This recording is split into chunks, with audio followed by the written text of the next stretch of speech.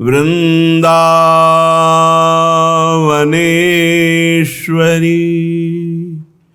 तवैव पदारविंदम्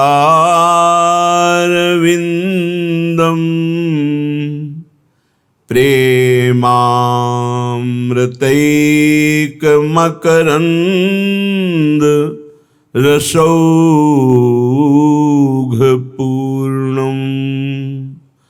हृद्यर्पितं मधुपते स्मरतापमुग्रम्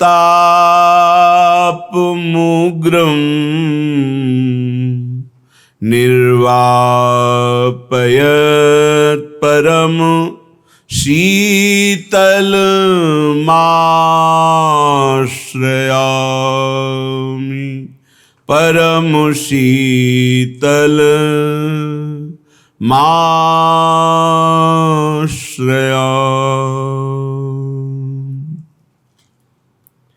योमो सुमति जगाई है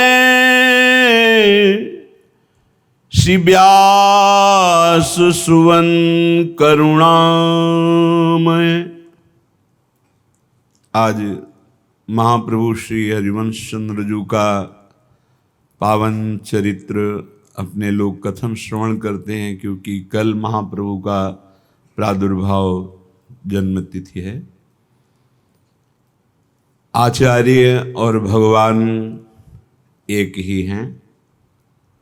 भगवान ही आचार्य रूप में अलग अलग रस का रसास्वादन कराने के लिए स्वयं प्रकट होते हैं, क्योंकि भगवत तत्व को, भगवत रस को, भगवत लीला को, भगवत स्वरूप को वही जान पाता है जिसे स्वयं भगवान जनाते हैं। सोई जानई जेहि देहु जनाई, जानत तुम्हें तुम्हें हुए जाई। वृंदावन नवनिभृत निकुंज का जो रस है, ये अद्भुत प्रेम रस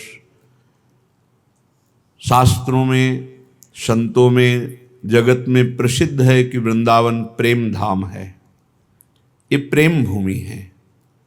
इस प्रेम भूमि का एकांतिक प्रेम आगम निगम पुराणों में भी संकेत मात्र है।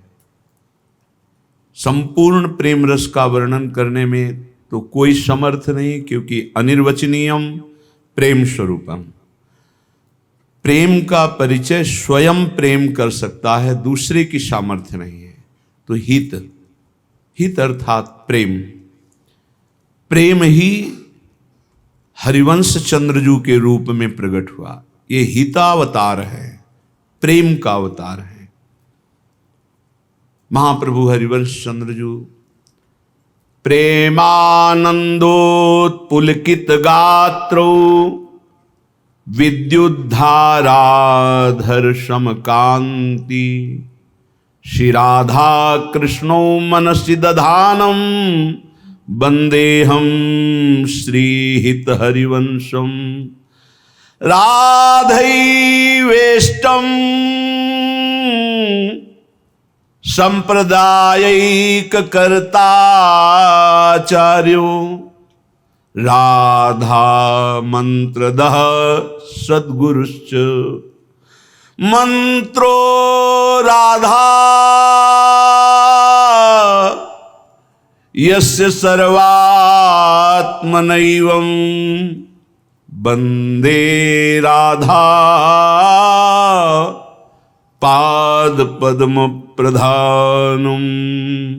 नमो नमो जय श्री हरिवंश रसिक अनन्य वेणुकुल मंडन लीलामान सरोवर हंस।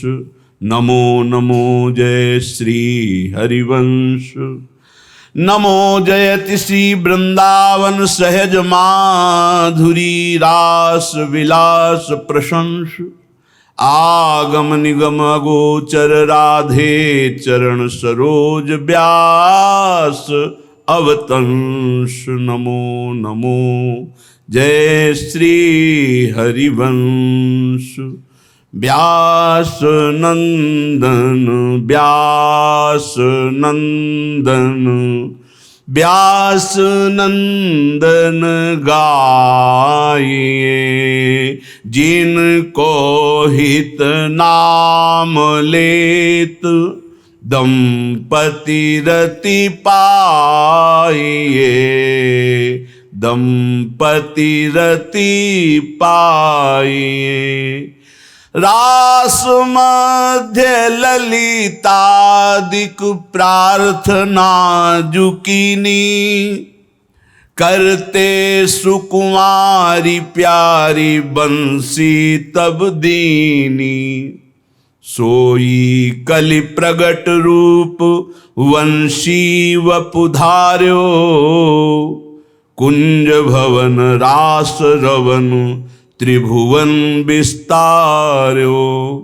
गोकुल रावल सुठाम बाद निकट राजय, विदित प्रेम राशि जन्म रसिकन हित काजय। तिनको पिय नाम सहित मंत्र दियो श्री राधे, सतचित आनंद रूप निगम अगम साधे।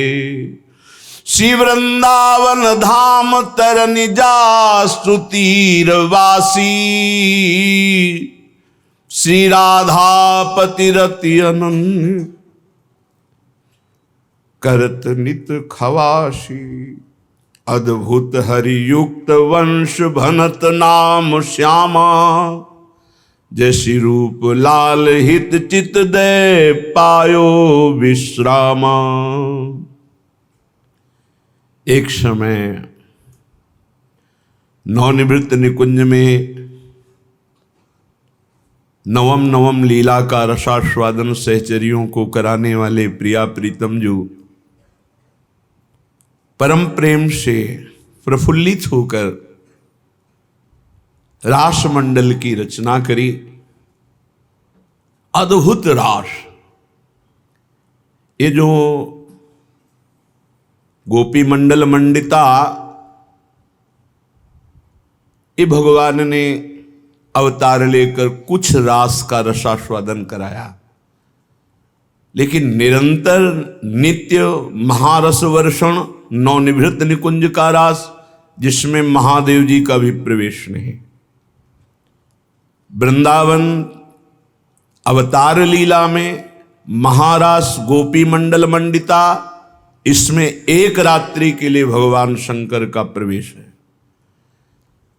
नवनिवृत्त निकुंज में न देवैर ब्रह्माद्यैर न खलु हरिभक्तैर न सुहृदादिभिर यद्वै राधा मधुपति रहस्यम सुविदितम। ये वृंदावन नवनिवृत्त निकुंज एकांतिक रस, गोप गोपिन आदि दुर्लभ, तेहि सुखें दिन प्रतिल है। जिन गोपी जनों की चरण रज की वंदना बड़े बड़े भजनानंदी महापुरुष परमहंस करते हैं, उन गोपी जनों में जो प्रेम का प्रादुर्भाव हुआ, वो हमारी लाडली जू महारानी जू के नखचंद्र से जो छटा प्रकाशित हुई, उसी से प्रेम छटा पूरित हृदय वाली गोपी जन हुई। यत् पाद पद्म नखचंद्रमणि छटाया विस्फूर्जितम किमपि गोप वधुस्वदर्शी, पूर्णानुराग रस सागर सार मूर्ति, साराधिका मई कदापि कृपाम करो। तो प्यारी जू और प्यारे जू यमुना जी के पावन पुलिन रास मंडल में मध्य में विराजमान है। आसपास समस्त सहचरी मंडल, उस मंडल के मध्य में श्यामा श्याम रंग भरे गान कर रहे, नृत्य कर रहे। बड़ा अद्भुत रास, पद श्रवण करें। मंडल मध्य रंग भरे श्याम श्याम राजे, मंडल मध्य रंग भरे श्यामा श्याम राजे। मंडल मध्य रंग भरे श्याम श्याम राजे, मंडल मध्य रंग भरे श्याम श्याम राजे। सुधर र र र र र र र मुरली घोर गाजे, सुधर र र र र र र मुरली घोर गाजे। सुधर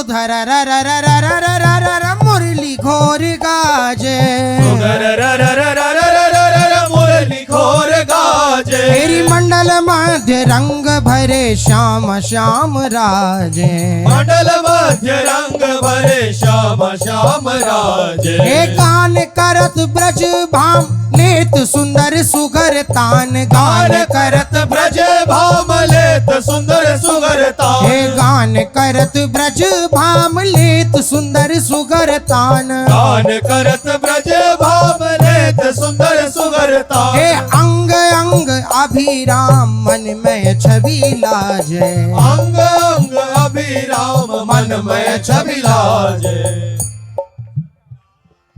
अंग अंग अभिराम मन मथ छवि लाजे अंग अंग अभिराम मन मथ छवि लाजे तेरी गान करत ब्रज भाम लेत सुंदर सुगर तान अंग अंग अभिराम मन मथ छवि लाजे गान करत ब्रज भाम लेत सुंदर सुगरता अंग अंग अभिराम मन मत छवि लाजे धिगताम धिगताम धिगताम ताधिलांग ताधिलांग ताधिलांग दिदिकिट दिदिकिट दिदिकिट गिटगिडांग गिटगिडांग गिटगिडांग गगिट गिटगिट गाजे धिगताम धिगताम धिगताम ताधिलाम ताधिलाम ताधिलाम दिदिकिट दिदिकिट दिदिकिट गिड़गिड़ाम गिड़गिड़ाम गिड़गिड़ाम गिड़गिड़ गाजे धिगताम धिगताम धिगताम ताधिलांग ताधिलांग ताधिलांग दिदिकिट दिदिकिट दिदिकिट गिटगिडांग गिटगिडांग गिटगिडांग गगिट गिटगिट गाजे धिगताम धिगताम धिगताम ताधिलाम ताधिलाम ताधिलाम दिदिकिट दिदिकिट दिदिकिट गिड़गिड़ाम गिड़गिड़ाम गिड़गिड़ाम गिड़गिड़ गाजे तेरी मंडल मध्य रंग भरे श्याम श्याम राजे मंडल मध्य रंग भरे श्यामा श्याम राजे हे मंडल मध्य रंग भरे श्यामा श्याम राजे मंडल मध्य रंग भरे श्यामा श्याम राजे र र र रैन जी जी रही ज ज ज जमुना थकित भई र र र रैन जमुना थकित भई हे च च च चंद ग ग ग प प प पश्चिम रतन साजे चंद ग ग ग प प प पंचम रतन साजे तेरी मंडल मध्य रंग भरे श्याम श्याम राजे मंडल मध्य रंग भरे श्यामा श्याम राजे तेरी मंडल मध्य रंग भरे श्यामा श्याम राजे मंडल मध्य रंग भरे श्यामा श्याम हे राजे जय श्री कृष्ण दास हित विलास शोभित रस रूप राशि कृष्णदास हित विलास शोभित रस रूप तेरी राशि वृंदा विपिने विलास रंग रयो आजे वृंदा विपिने विलास रंग रयो आजे हे मंडल माध्य रंग भरे श्यामा श्याम राजे मंडल मध्य रंग भरे श्यामा श्याम राजे हे मंडल माध्य रंग भरे श्यामा श्याम राजे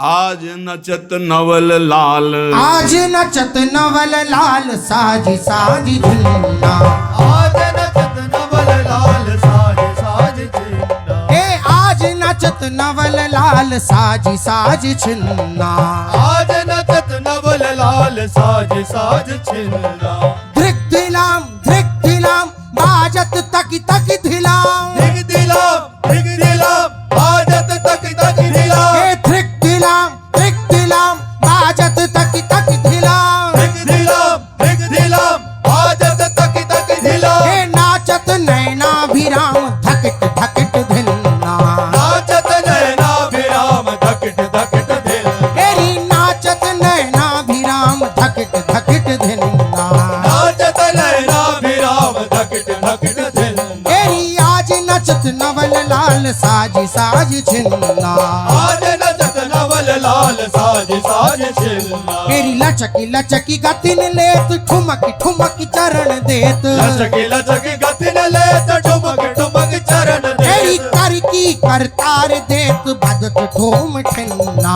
कर की करतार देत बदत ठोम ठिन्ना तेरी कर की करतार देत बदत ठोम ठिन्ना कर की करतार देत बदत ठोम ठिन्ना हे ललिता बदत फूल श्याम धीदी तक धीधिला, ललिता वदन फूल श्याम दीदी तक धीधिला, ललिता वदत भूल श्याम धीधी तक धीधिला।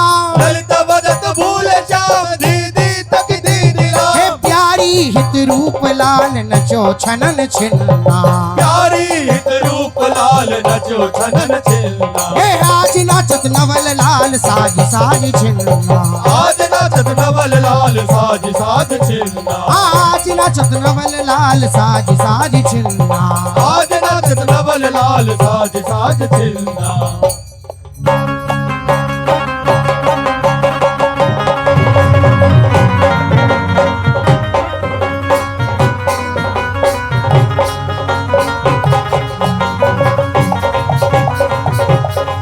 राधा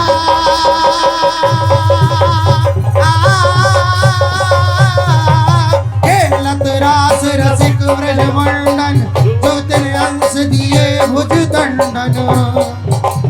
शरद विमल नभ चंद्र विराजे, मधुर मधुर मुरली कल बाजे। मधुर मधुर मुरली कल बाजे, मधुर मधुर मुरली कल बाजे। हे राधा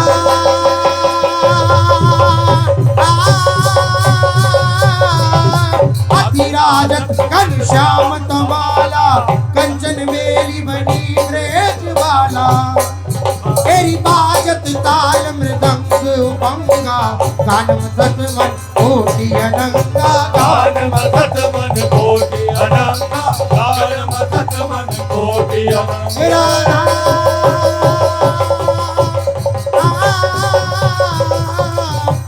भूषण बहुत विविध रंग सारी, अंग सुरंग दिखावत नारी। हर्षत कुसुम मुदित सूर्योषा, सुरियत दिव्य धुंधु विठल घोषा। सुनियत दिव्य धुंधु विकल घोषा, सुनियत दिव्य धुंधु विकल घोषा। राधा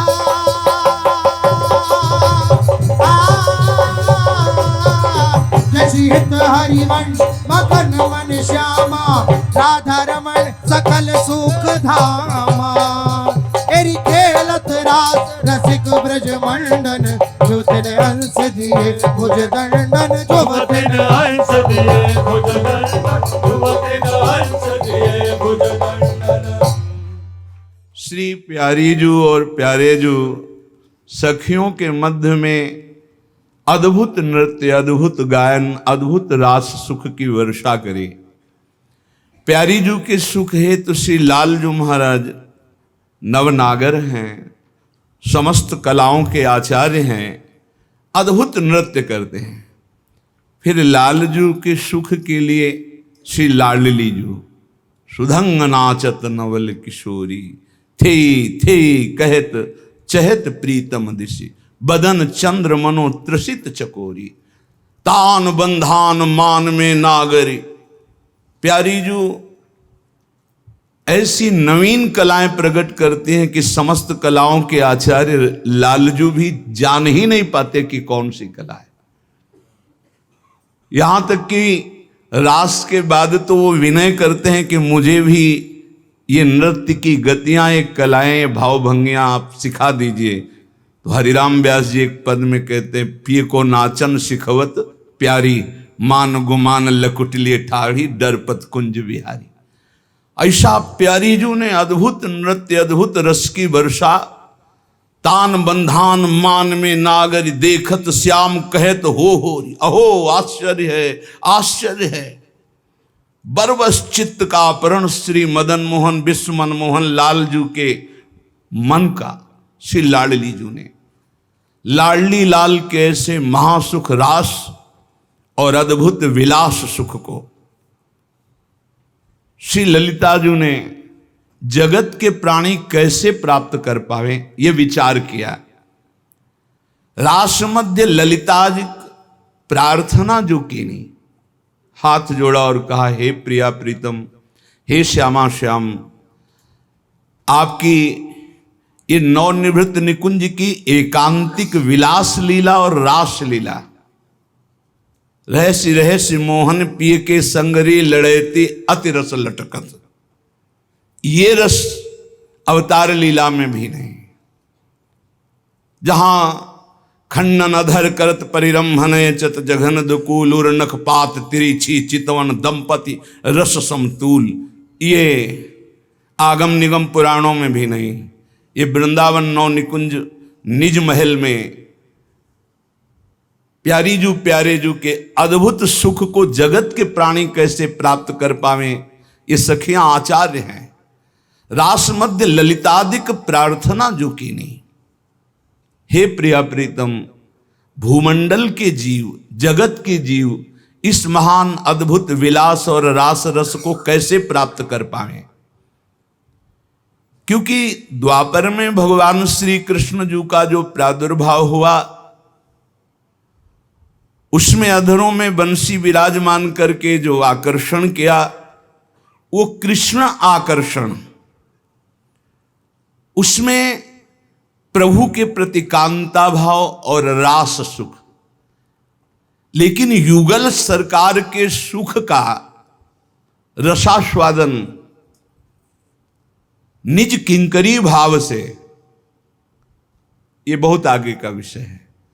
तिन गोपिन ते दुर्लभ माई, नित्य विहार सहज सुखदाई।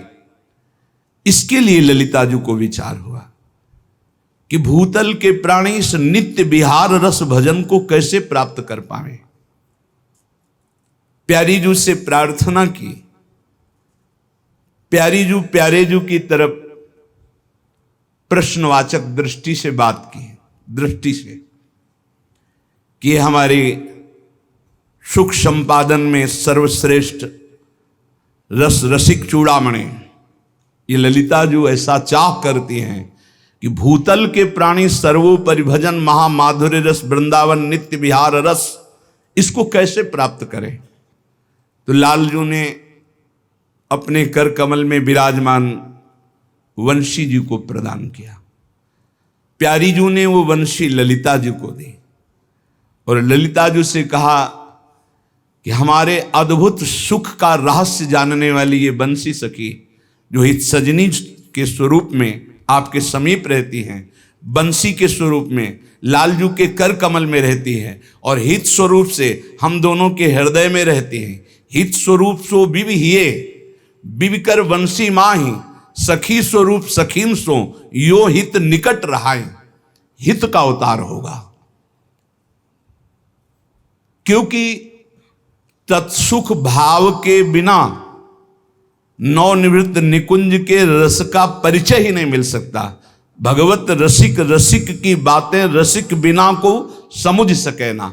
साधारण भागवतिक प्रेम के लिए तो भक्ति सूत्र में देवर्षि नारद जी ने कह दिया, वेदान्नपि सन्नस्तिसा केवलम अविच्छिन्न अनुरागम लभते। प्रेम वेदातीत है, जो वेद का संपूर्ण रूप से त्याग कर देता है वो अखंड प्रेम को प्राप्त होता है। जहां वेद त्याग के लिए स्वयं भगवान कह रहे हैं त्रिगुण विषया वेदा निस्त्रिगुण भवा अर्जुन, तो वेद भी इस प्रेम रस को नहीं जानता। आगम निगम पुराण अगोचर सहज माधुरी रूप निधिम, यान भय आनंद कंद निज संपत्ति, गुप्त सुरीति प्रगट करणम, जय जग उद्युत व्यास कुल दीपक श्री हरिवंश चरण शरणम। वृंदावन अधीश्वर श्री श्यामा श्याम जी का ये जो एकांतिक प्रेम रस है, इसमें यन नारदाजे सुकैरगम्यम वृंदावने वंजुल मंजु कुंजे तत्कृष्ण चेतो हरणैक विज्ञ मत्रास्त किंचित परमम रहस्यम। भगवत स्वरूप ये अवतारी महापुरुषों ने श्रीमन नारायण नाम में रूप में मगन देवर्षि नारद जी भक्ति के आचार्य हैं। भक्ति की चरम सीमा प्रेम का वर्णन किया। शनकादि ब्रह्मबोध संपन्न महापुरुष हर समय हरिशरणम मंत्रोच्चारण करते हुए भगवत लीला कथा में डूबे रहते हैं। भगवान शंकर अमृतमय कथा का गान करते हुए उमा जी सहित मगन रहते हैं। कभी कभी भगवान का जब अवतार होता है तो उनकी नित्य लीलाओं में भी प्रवेश करके सुख का रसास्वादन करते हैं, लीला सुख का, रास सुख का। पर नवनिवृत्त निकुंज में यन नारदादेश, नारद अज ईश माने भगवान शिव, अज माने ब्रह्मा, नारद जी, शुक और शनकादि, इस रूप में इन महापुरुषों का भी प्रवेश नहीं। यन नारदादेश सुकैर अगम्यम वृंदावने वंजुल मंजु कुंजे तत्कृष्ण चेतो हरणैक विज्ञ मत्रास्त किंचित परमम रहस्यम। ये परम रहस्य कैसे जगत के प्राणियों को मिले, और भक्ति के रसों का, दास्य भाव का, शक्य भाव का, वात्सल्य भाव का, यहां तक कि कांता भाव रस का भगवान ने आचार्य रूप में अवतार लेकर के वितरण किया, पान कराया। पर प्रियालाल के इस एकांतिक विलास और रास रस का रसास्वादन जो नवनिवृत्त निकुंज में होता है, जहां आगमों की, निगमों की, पुराणों की भी गति नहीं है, ये सब भगवत स्वरूप हैं। ब्रह्मा जी के दरबार में ये वेद, उपवेद और ये शास्त्र सब मूर्तिमान होकर विराजमान है। जैसे हम तुम देहधारी, ऐसे वो दिव्य रूप धारण करके ब्रह्मा जी की सभा में विराजमान है। यहां तत्सुख भाव से युगल की परम आसक्ति संधनी शक्ति स्वरूपा सहचरियां जब किसी के ऊपर कृपा करती हैं, तब उसका भाव परिवर्तन हो जाता है, स्त्री पुरुष भाव मिट जाता है, और उनके द्वारा दिए हुए नाम मंत्र और सेवा उपदेश से वो तत्सुख भाव धारण करता है। मोक्ष सुख तक स्वसुख है, ये स्पष्ट दिखाई देता है। लेकिन तत्सुख भावना में डूबी हुई सखियों ने गोपीजनों में भी देखा स्वसुख आकांक्षा। ये बड़ा सूक्ष्म विषय है। जैसे कोई ककाहरा ना आता हो तो पीएचडी के विषय को क्या समझेगा। अभी साधारण निष्काम भक्ति तो आई नहीं कि कामनाओं पर विजय प्राप्त कर ले, काम क्रोध लोभ मोह मद मत्सर विजयी हो। काम क्रोध मद मान न मोहा, लोभ न क्षोभ राग नहीं द्रोहा, जिनके कपट दंभ नहीं माया, ऐसी विशुद्ध भक्ति। फिर इस भक्ति का भी जहां प्रवेश नहीं है, इस भक्ति का भी प्रवेश नहीं, न देवैर न ब्रह्माद्यैर न खलु हरि भक्तैर न सुहृदा। ये अद्भुत वृंदावन नवनिवृत्त निकुंज है। ये वृंदावन की जो अद्भुत एकांतिक रस प्रीति है, ललिता जी को विचार हुआ ये कैसे जगत के प्राणी प्राप्त कर पावे। ललिता जी ने जब प्रार्थना की तो प्यारी जी ने इशारे से कहा कि इसके लिए आपको भी जाना होगा। रास रस और विलास रस तुम दोनों मिलकर इसका विस्तार भूतल के प्राणियों के हृदय में करोगी। रासेश्वर श्री प्रिया प्रीतम की हृदय की बात जानने वाली ये सखियां हैं जो आचार्य रूप से अवतरित हुई। ललिता जू के अवतार श्री स्वामी हरिदास जू महाराज, और हित सजनी जू के वंशी जू के अवतार श्री हरिवंश महाप्रभु। इसकी भूमिका रास में बनी अवतार भूमिका। ये बंशी बहुत चमत्कारमयी है। त्रैलोक में कोई ऐसा नहीं है कि बंशी का शब्द कान में पड़ा हो और उसका परिवर्तन न हो गया हो। जो जड़ है उनमें चेतनता जागृत हो जाती है, जो चैतन्य है वो जड़ता समाधि को प्राप्त हो जाते हैं। यहां तक कि सूखी लकड़ियां भी गीली हो जाती है, पत्थर में भी रस स्रवित होने लगता है। त्रैलोक विजयी जो भई श्री कृष्ण अधरन लागी, थिर चर किए चर थिर भये, मुनि ध्यान ते उठे जागी। समाधिस्थ जो थे वो चेतनता को प्राप्त होकर किधर बजी बंसी, और जो बहिर्मुख थे वो समाधि को प्राप्त हो गए।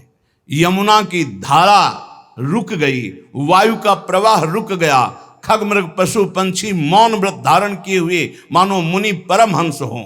ऐसा अद्भुत ब्रजबधु मोहित करी पथ चली अति अनुराग, सोई व्यास वंश विदित धर्यो बपु बरनो कहा बड़ भाग। वही बंशी जो श्री राधाजू वही हरि, और जो श्री हरिजू वही राधा, और राधा हरि तिनको प्रेम सुबंसी।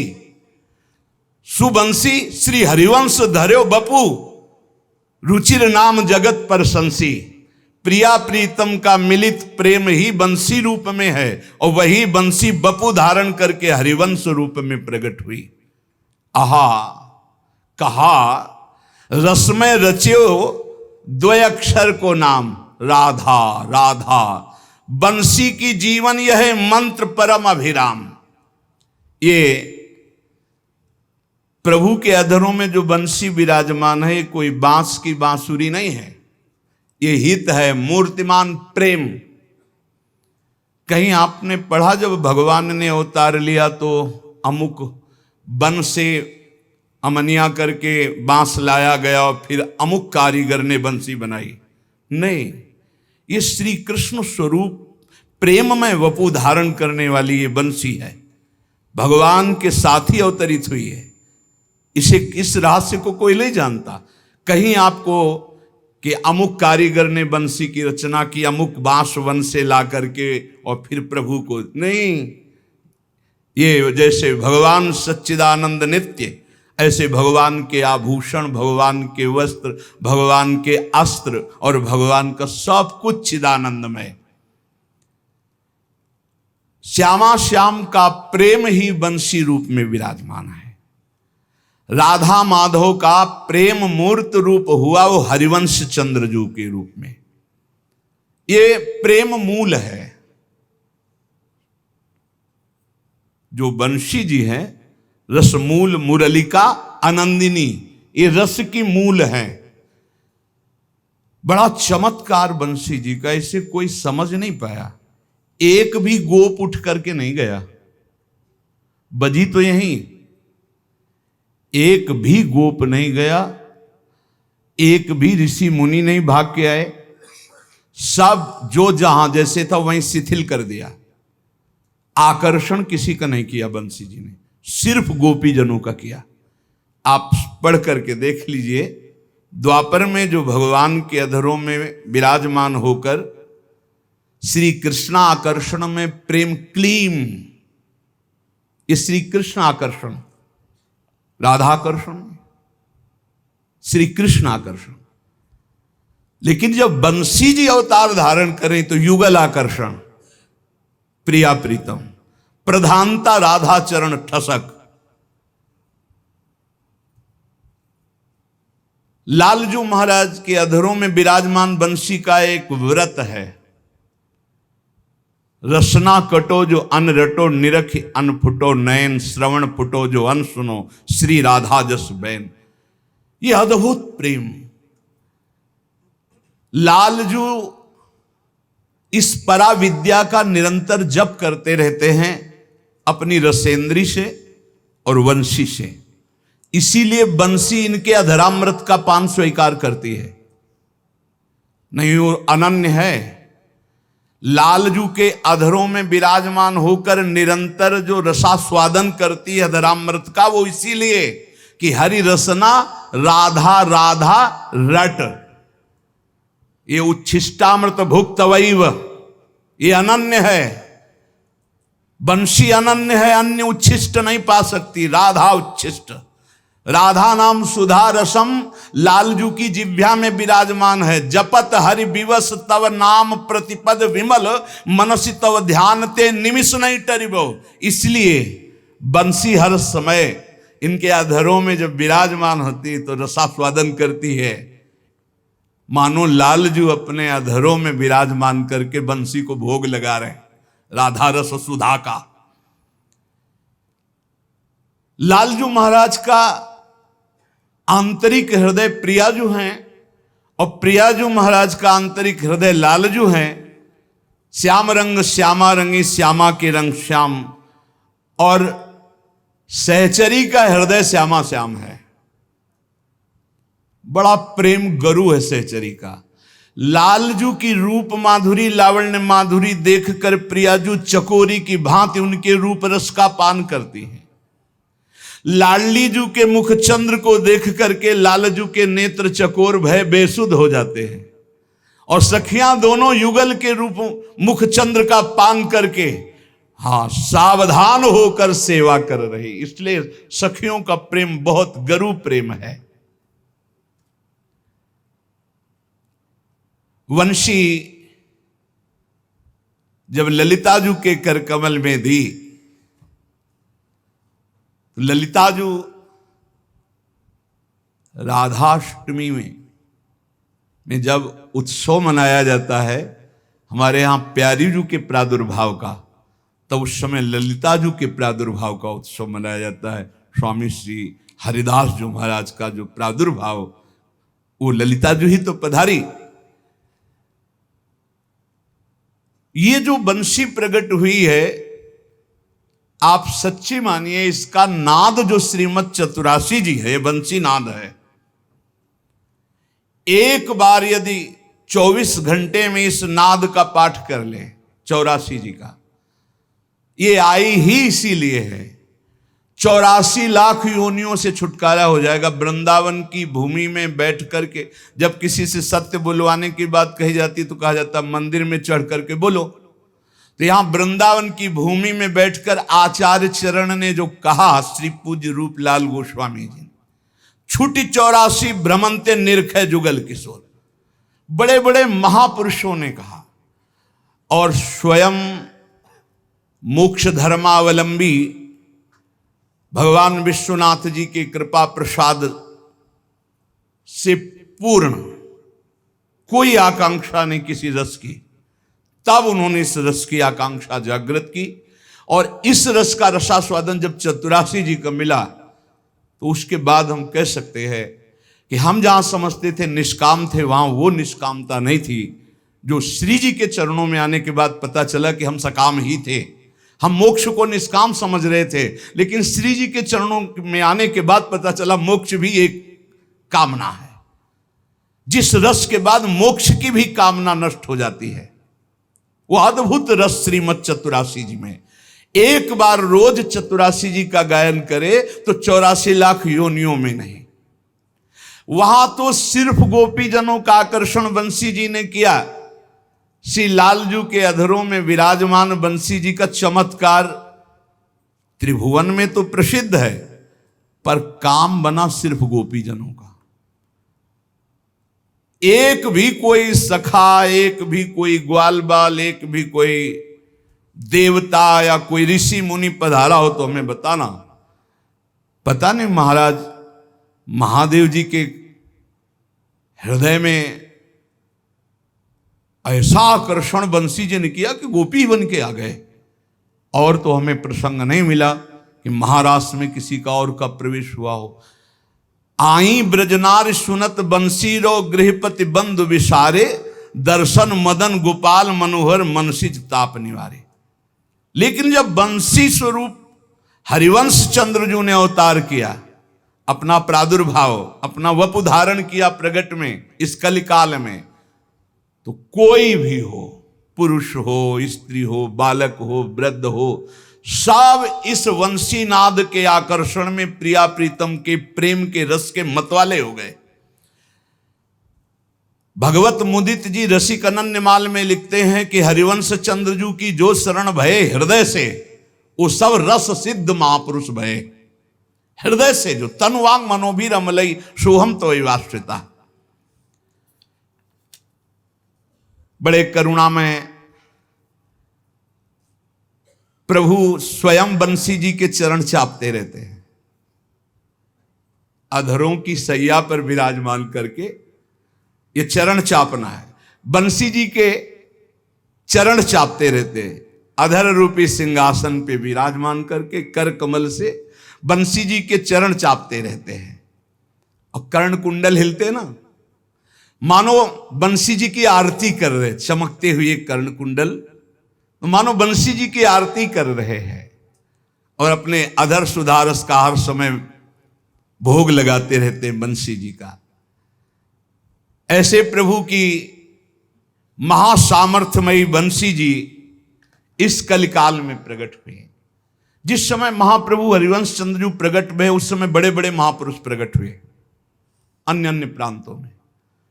एक ही परम तत्व है ये।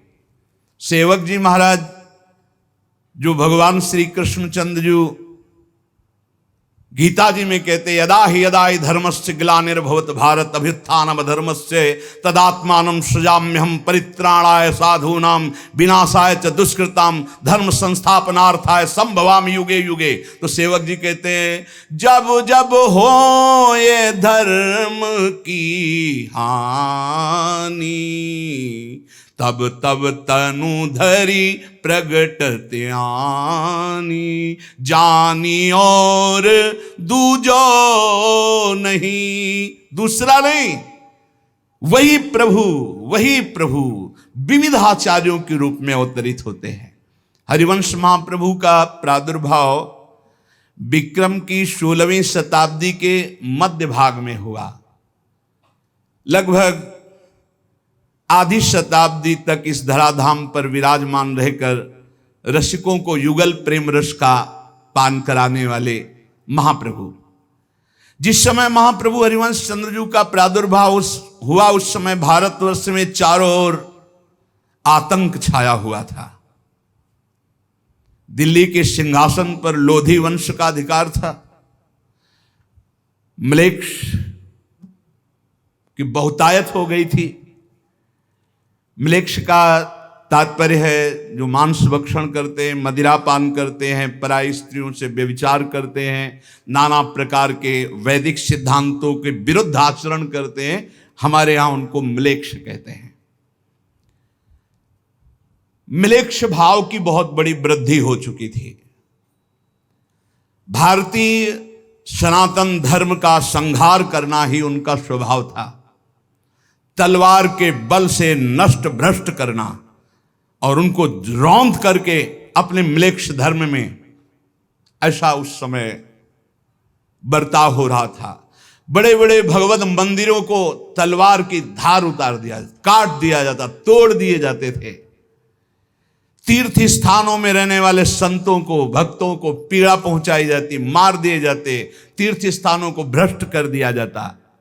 अनेक प्रकार के धर्मात्माओं को पीड़ा दी जाती थी। एक तरह से ऐसा अवसर कलयुग में आया था।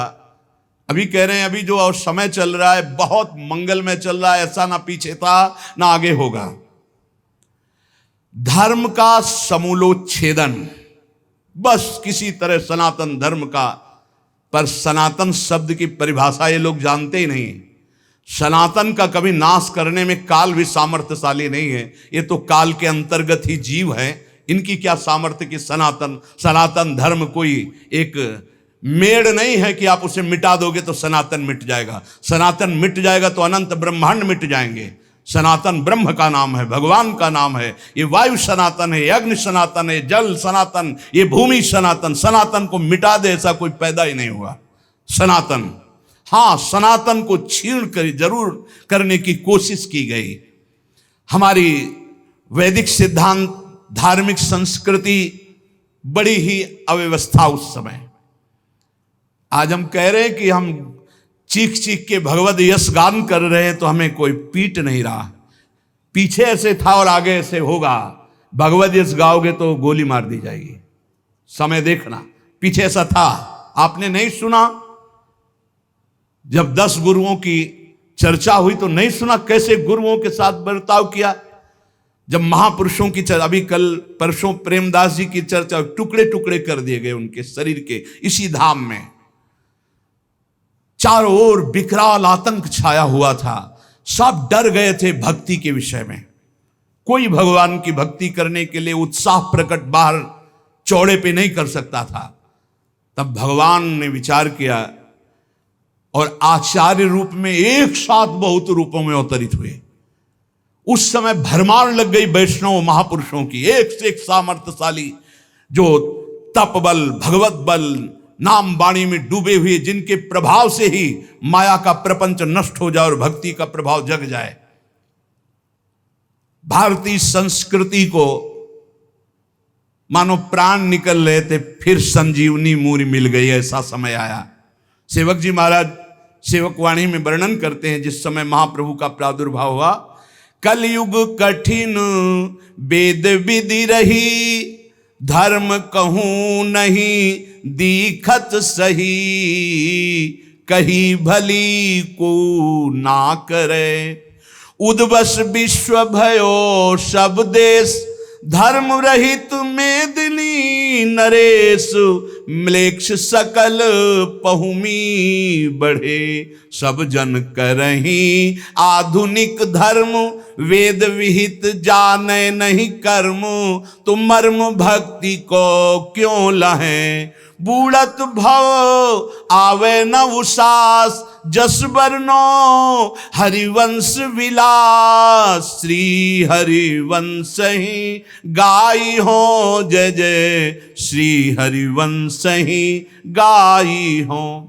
कलयुग का ऐसा प्रभाव बढ़ा उस समय, वेद प्रतिपादित धर्म का पालन करना कठिन हो गया। जहां सुना जाता कि वो सनातन वैदिक सिद्धांत से चलता, काट के फेंक दिया जाता है। चौराहे पे खड़े करके आरा से चीर दिए गए, रुई में लपेट करके से भूंज दिए गए। क्या क्या आतंक महापुरुषों के साथ उस समय हो रहा था, जो वैदिक सिद्धांत से धर्म का पालन करते। सेवक जी महाराज कह रहे हैं, धर्म कहूं नहीं दिखत सही, कहीं नहीं दिखाई दे रहा था कोई सही ढंग से वैदिक सिद्धांत शास्त्र मर्यादा के अनुसार धर्म का पालन करे। कहीं देखने में नहीं आ रहा था धर्माचरण, कोई मानने के लिए तैयार भी नहीं था, क्योंकि ऐसे तलवार का भय था। मृत्यु जिस नगर में प्रवेश करते लाख लाख लोग गर्दन कटवा लेते, लेकिन धर्म विरुद्ध आचरण नहीं स्वीकार करते। ऐसे ढेर के ढेर लाशों के लग जाते थे। ऐसा म्लेच्छों ने आतंक मचाया था उस समय। संसार में सब कुमार्गगामी उत्पथगामी हो गए। उद्वस विश्व भयो सब देश, धर्म रहित मेदिनी नरेश, बस जनेन्द्रीय रसेंद्री के स्वादों में मगन। अरे भाई कौन मरना चाहेगा, तो सब कुमार्गगामी हो रहे थे। राजा कहलाने वाले भयभीत होकर सम्राट पद पर जो बैठे हुए थे उनके अनुकूल चलते थे, इसलिए वो भी धर्म भ्रष्ट प्राय हो रहे थे। वैदिक सनातन धर्म को छोड़कर आधुनिक धर्म स्वेच्छाचार परायण, भोग वासना परायण सब हो रहे थे। अज्ञानी लोग कैसे भक्ति का मर्म समझे, जब तक शास्त्र सम्मत आचरण नहीं होंगे तो भक्ति समझना कोई खिलवाड़ है क्या। अतएव भक्ति का कोई मर्म नहीं जान रहे थे। ज्ञान भक्ति वैराग्य विहीन जीवन, बस भोग आकर्षण। जो धर्म से चले श्वास लेने की भी गुंजाइश नहीं थी। आज तो बहुत बढ़िया अवसर है, हम नाच गा रहे हैं, हमें कोई पीट नहीं रहा, हमें कोई बंधन नहीं डाल रहा। धर्म रहित जानी सब दुनी, म्लेच्छन भार दुखित में दिनी, तो धनी और दूजो नहीं, करी कृपा मन कियो विचार, श्रुति पथ विमुख दुखित संसार, सार वेद विधि उद्धरी, सब अवतार भक्ति बिस्तरी, पुनिरस रीति जगत उद्धरी, करो धर्म अपनो प्रगट, प्रगटे जानि धर्म को नाश, जस बरनो हरिवंश विलास, श्री हरिवंश ही गाई हो। सारा संसार उस समय धर्म विमुख हो रहा था। आप जगह जगह जितने भी विद्वान, जितने भी प्रवीण बुद्धि वाले, उन सबको अधीन करके राज्य कर्मचारी के रूप में रखा जा रहा था। यह पूरे देश में आतंक छाया हुआ था। म्लेच्छों के भार से पूरा देश दुखी हो रहा था। पृथ्वी में हाहाकार मचा हुआ था।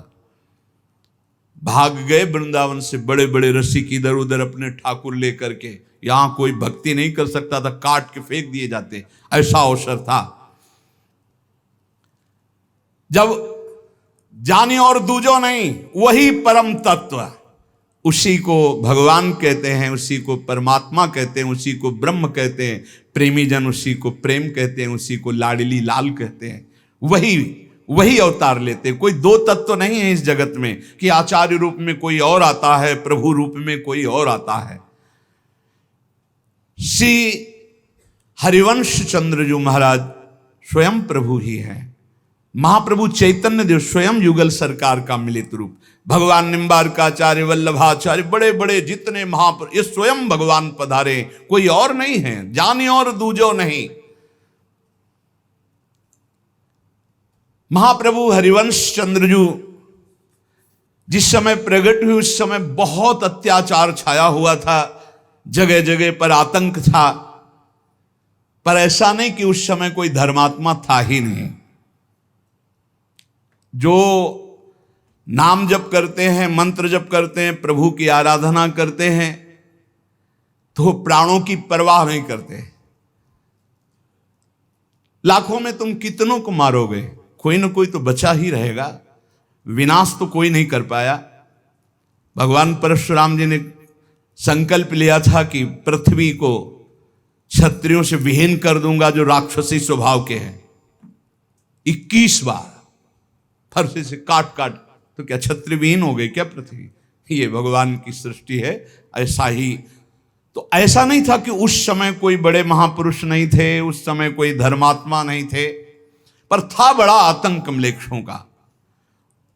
वो धन्य है कुल जिनमें महाभागवत जन प्रकट होते हैं।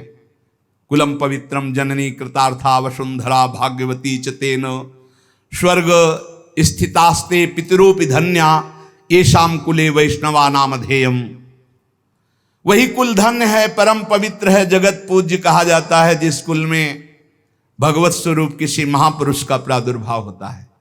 सेवक जी महाराज कहते, नाम प्रसंग कहत उपदेश, जाया धर्म धन्य सो देश, धन्य सो कुल जय जन्म भयो, धन्य सो तात धन्य सो माय, तन तत् सकल सुनो चित लाय, श्री हरिवंश प्रताप जस, सो कुल धन्य उमा सुन जगत पूज्य सुपनीत।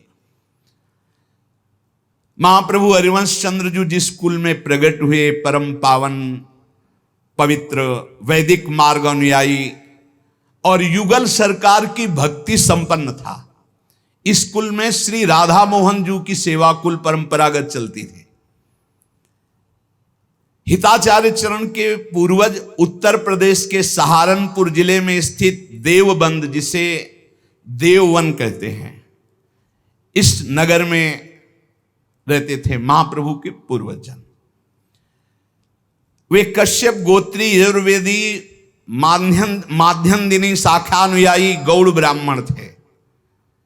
इस कुल में एक से एक बढ़कर शास्त्रों के प्रकांड विद्वान, पूर्ण रूपेण वैदिक सिद्धांतानुसार आचरण करने वाले। पहले था ब्राह्मणों का व्यसन होता था वैदिक सिद्धांतों से चलना और वैदिक सूत्रों को हृदय में धारण करना, यही उनके पास धन था। वाणी से प्रखर और बौद्धिक स्तर ब्रह्म तेज से संपन्न, अस्थिमात्र हुए रहे शरीरा, जिधर जाते तो बड़े बड़े राजा धीराज उठकर उनके चरणों में प्रणाम करते। उनका एक ही व्यसन था, समस्त शास्त्रों को कंठस्थ करके उसके अनुसार चलना, वैदिक सिद्धांतों के अनुसार। और क्षत्रियों का था धर्म से बुद्धि को पवित्र करते हुए भुजाओं के बल से सबकी रक्षा करना। तो बड़े ही श्री राधा मोहन जी के उपासक और वैदिक सिद्धांत के अनुसार चलने वाले महाप्रभु के वंश में थे। पहले इस वंश में भट्ट संज्ञा से पुकारा जाता था। विजय भट्ट के सुवन कुलाजित सुत विद्याधर भाए, तिनते जालप मिश्र प्रगट भय राधा वल्लभ से। भाव भावना में मन दीनो और सकल तजिहे, मिश्र प्रभाकर तिनते प्रगटे मिश्र उबारे। जीवद मिश्र सुवन हिम कर जू व्यास मिश्र सुत धारे। चारंते ये बड़े कहावे, चारंते ये छोटे, नौ भाई नौ नंद रूप हैं सकल गुणन करी मोटे। श्री विजय भट्ट, भट्ट शब्द ये विद्वता का प्रतीक है। अद्भुत, जिनको कोई परास्त न कर सके, हर शास्त्रों का ज्ञान। विद्या के बल भट्ट सुनाम, भक्ति विस्तरी तिनके धाम। तो विजय भट्ट जी के कुलाजित भट्ट हुए, उनके श्री विद्याधर भट्ट हुए। विद्याधर भट्ट जी वेद पुराण महाभारत इन सब को कंठस्थ किए हुए महापुरुष थे, इसीलिए इनके आगे मिश्र लगने लगा। वेद पुराण कहें इतिहास, तो मिश्र नाम जग भयो प्रकाश। वैसे भट्ट लगता था पूर्व में, पर श्री विद्याधर जी के आगे भट्ट लगा।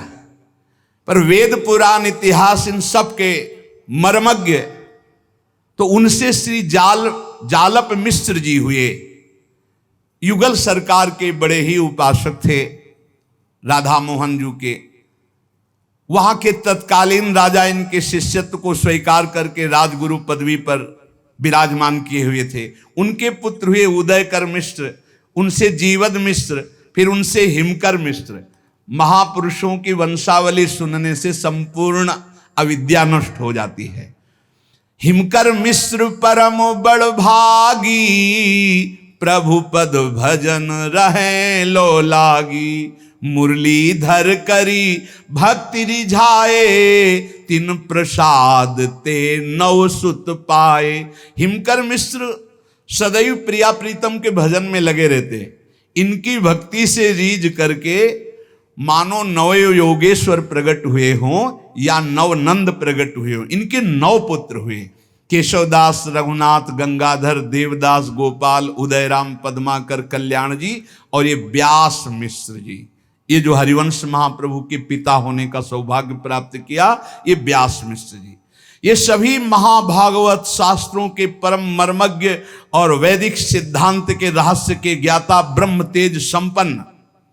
इनमें जो सबसे बड़े केशवदास थे, वो बचपन से ही अवधूत स्थिति में थे। जब युवावस्था आई तो घर त्याग कर निकल गए और सन्यास ले लिया।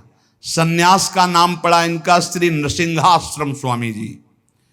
ये बड़े ही उच्च कोटि के महापुरुष और बड़ी सिद्धियां इनमें थी। ये अहर्निश स्वरूप बोध में स्थित और भगवत आराधन, बाह्य क्रिया, अंतर में स्वरूप बोध, अवधूत स्थिति। आचार्य महापुरुषों का प्रादुर्भाव दैवी संपदा संपन्न महान तेजस्वी कुलों में ही होता है। अवतारी महापुरुषों को अपने गर्भ में धारण करने की सामर्थ्य हर माता में नहीं होती।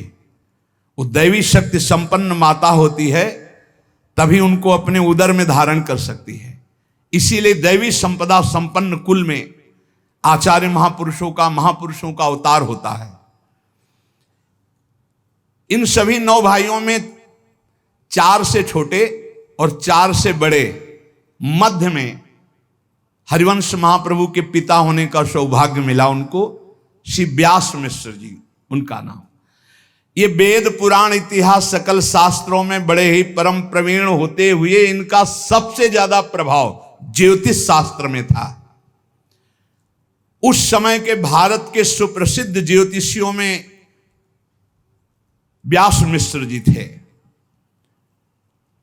आपकी इतनी बड़ी ज्योतिष सिद्धि थी कि सामने व्यक्ति आया और उसका पूरा जीवन बता देंगे। एक क्षण में कोई नक्षत्र, कोई समय जन्म का या कोई तिथि बताने की जरूरत, सामने व्यक्ति आया पूरा लिखकर उसका। आपका स्वभाव बड़ा दैन्य, इतना विद्वान, इतना ज्योतिषाचार्य होने पर भी अहम नहीं, मृदु स्वभाव और राधा मोहन जी की आराधना में तन्मय। युगल सरकार के प्रति पूर्ण समर्पण था श्री व्यास मिश्र जी का। इनके घर में कुल परंपरागत श्री राधा मोहन जी विराजमान हैं। महाप्रभु प्रकट होकर के जो आरती में पद गाते हैं, बनी श्री राधा मोहन जी की जोरी, इंद्रनील मणि श्याम मनोहर, 7 कुंभ तन गोरी। तो घर में ही राधा मोहन जी विराजमान थे। सौभाग्य से अपने युगल सरकार का भी नाम हितजू ने राधा मोहन जी रखा है। आपके यहां संतों की भीड़ लगी रहती थी, क्योंकि इतना मृदु सरल स्वभाव, पवित्र आचरण, प्रिया प्रीतम की उपासना, वैदिक सिद्धांत का स्थापन आचरण में, तो संत प्रभावित होकर के प्राय आते रहते थे और घर में संतों की सेवा होती रहती। बड़ा आनंद मंगल, कहीं कथा हो रहा, कहीं कीर्तन हो रहा, कहीं वैदिक सिद्धांत की चर्चा हो रही। व्यास मिश्र जी सदैव संतों से सुशोभित होते रहते थे। बड़े बड़े संत महात्मा इनके घर। ये तो पक्का है, जहां भगवान का भक्त या भगवान का कोई अवतारी पुरुष आएगा, उसके घर में संतों की जरूर कृपा रही है। अगर संत जन कृपा ना करे तो फिर महापुरुषों का आगमन उस घर में नहीं हो सकता। जिस घर में संतों का चरणामृत नहीं छिड़का गया, जिस घर में संतों की जूठन नहीं गिरी, जिस घर में संतों की आरती नहीं उतारी गई, जिस घर में संत बैठकर भजन नहीं किए, वहां महाभागवत कैसे पधारेंगे? फिर ये तो स्वयं प्रभु हैं, आचार्य हैं। आप अपना सर्वस्व संतों को समर्पित किए हुए रहते, मानो संत स्वामी हम तो सेवक हैं। जैसे विश्वामित्र जी के आगे दशरथ जी हाथ जोड़कर कहते हैं, नाथ सकल संपदा तुम्हारी, मैं सेवक समेत सुत नारी। आप स्वामी हैं, मैं सेवक। ऐसे ही व्यास मित्र जी संतों के साथ ये कि आप स्वामी हैं, ये सब कुछ आपका है नाथ, हम आपके सेवक हैं। आपकी सहधर्मिणी परम सुंदरी सुशीला रूपवती परम पातिव्रत धर्म से युक्त श्री तारा रानी जी,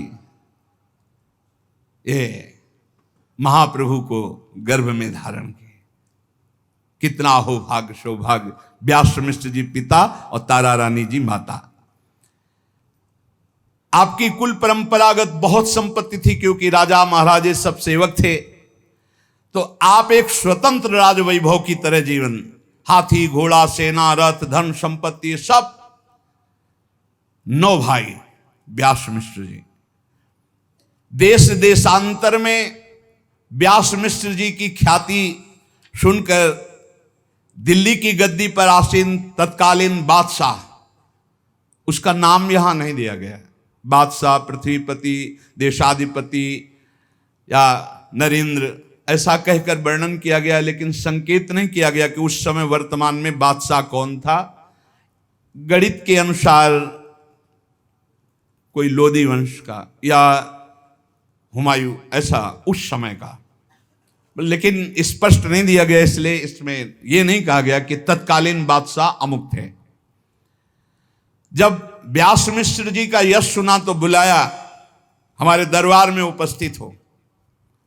व्यास मिश्र जी ने विचार किया, मुझे कुछ चाहिए तो नहीं, ऐसे बादशाह के सामने जाऊं, पर यदि नहीं जाता तो सनातन धर्म के विपरीत तो वैसे ही लोग आचरण कर रहे हैं और उद्दंड हो जाएंगे। अगर हम जाएंगे तो इनको वैदिक सिद्धांत से प्रभावित करके, धर्म से प्रभावित करके, कम से कम अपने सनातन धर्म का हम ये हित कर पाएंगे कि जहां यह मंगल सोचेंगे वहीं हम इन पर शासन करेंगे।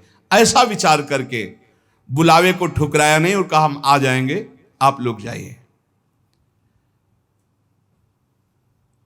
दिल्ली पर विराजमान बादशाह से मिलने के लिए केवल इसी बात से स्वीकृति दी कि अपने सनातन धर्म की रक्षा कर पाए, ये जो धर्मावलंबियों पर अत्याचार करते हैं उसको हम रोक पाए। श्री व्यास मिश्र जी देवबंद से लगभग 170 किलोमीटर दूर दिल्ली, अब हाथी घोड़े रथ सब थे ही, बादशाह के दरबार में पहुंचे। वहां सूचना हुई परम ज्योतिषाचार्य व्यास मिश्र जी पधारे हैं। उसने आदेश कर दिया, बुलाओ सभा में। जे ही गए तो मुखमंडल पर ब्रह्मणत्व का तेज, जो त्रिकाल संध्या करता, निरंतर भगवत आराधन करता है, कभी जवान में किसी भी व्यसन का, उसका ब्रह्म तेज सुरक्षित रहता है। ब्रह्म तेज में बड़ी सामर्थ्य, जो आजकल कहते हैं ना, क्या जानो ब्रह्म तेज को, सुरक्षित ही नहीं, इसलिए उसको तुम जानो क्या ब्रह्म तेज को। अगर ब्रह्म तेज सुरक्षित है, जो कह दिया जाए तत्काल वही होगा। अभी कुछ वर्ष के बालक है शृंगी ऋषि, कह दिया महाराज परीक्षित को 7 दिन में तक्षक काटेगा, तो किसी ब्रह्म ऋषि की ताकत नहीं थी कि उस बालक के वचन को मिटाल सके। ये ब्रह्म तेज है। आज मदिरापान, हुक्का पीना, व्यभिचार, गंदे आचरण, न गायत्री, न संध्या, न धर्म, न वंदना, न जानते ही नहीं क्या है ब्रह्म, ऐसे अमोघ ब्रह्म तेज को ऐसे ही नष्ट कर रहे हैं।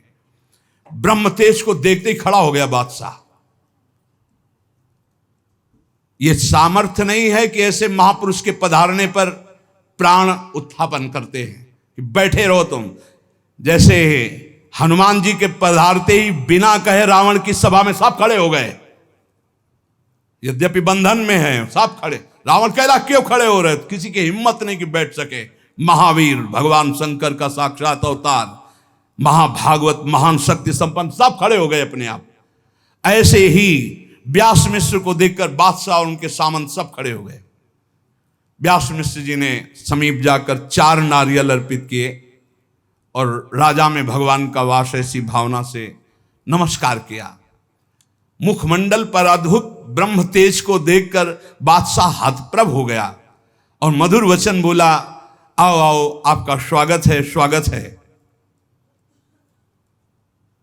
4 नारियल क्यों भेंट किए? आप एक ही दे देते। आपका आना ही हमारे लिए शुभ रहा। व्यास मिश्र जी ने कहा, राजन, हमारे सनातन धर्म में 4 प्रधान फल हैं जो पुरुषार्थ चतुष्टय कहे जाते हैं, धर्म, अर्थ, काम, मोक्ष। ये 4 नारियल इसलिए प्रदान किए कि आप धर्म, अर्थ, काम, मोक्ष चारों को प्राप्त करने के अधिकारी बने। बड़ा प्रसन्न हुआ। ब्रह्म तेज से संपन्न ऐसे वचन सुन करके व्यास मिश्र जी के वो हृदय से आह्लादित हो गया, मानो कोई निधि मिल गई हो। बादशाह ने और भी जो वैदिक पुराण सिद्धांत के पहले से विद्वान जन थे सबसे मिलाया, परीक्षाएं ली, हर परीक्षा में उत्तीर्ण, ज्योतिष तो अमोघ।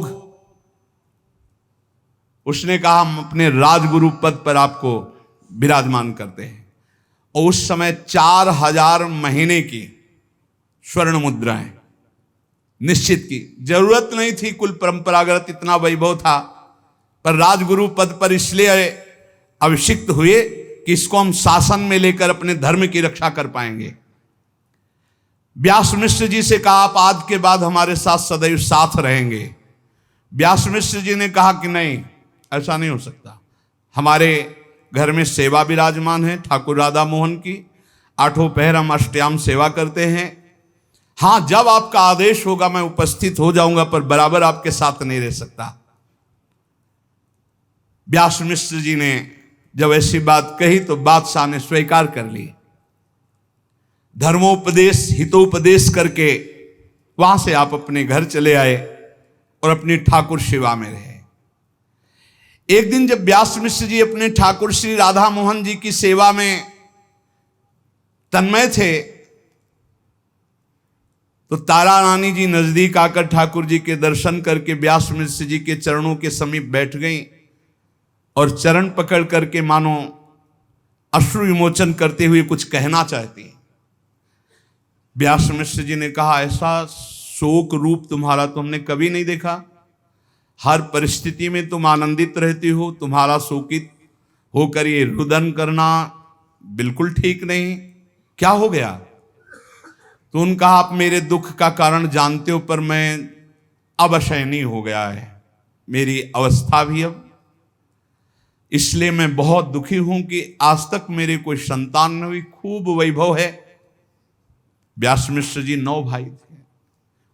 बड़े तो परमहंस नरसिंहाश्रम स्वामी, कोई हमारे संतान ही नहीं। तो ये सब भोग वैभव ये सब काटने को दौड़ता है। मुझे अब कुछ अच्छा नहीं लगता। ये संपत्ति भवन प्रकाश संतति बिनु मन रहे उदास, मुझे संतान चाहिए। तो उन्होंने कहा कि मुझे ज्योतिष का ज्ञान है, ये तुम जानती हो। मैंने अपनी और तुम्हारी भाग्य रेखा देखी।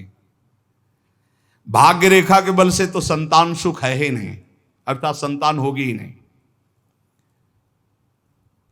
आपको पता है, मैंने इस अपने प्रारब्ध को मिटाने के लिए बड़े बड़े व्रत किए, दान पुण्य किए, पुत्रेष्टि यज्ञ की, पर मंगलमय भगवान की इच्छा नहीं है, इसलिए मेरा प्रारब्ध नहीं मिट रहा, मेरे भाग्य में नहीं लिखा पुत्र होना।